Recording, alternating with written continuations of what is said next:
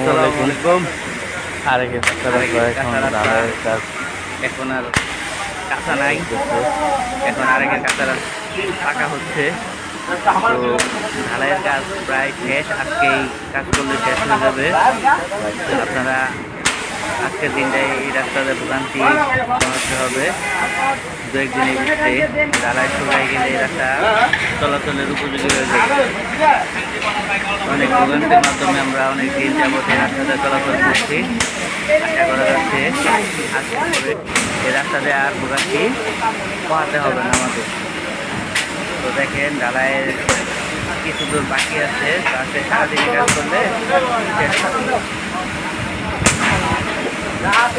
একদম সম্পূর্ণ আজকে কাজ শেষ করে দিবে ঢালাইয়ের কাজ।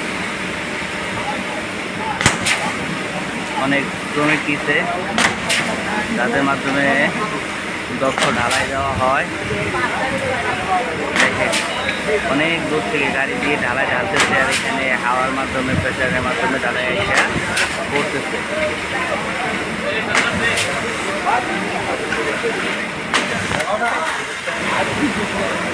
ঢালাই আমাদের দিকে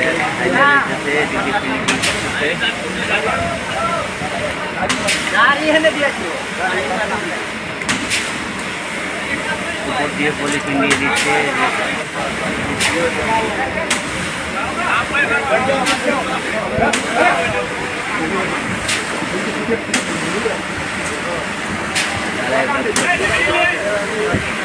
অনেক পরিশ্রমের কাজ।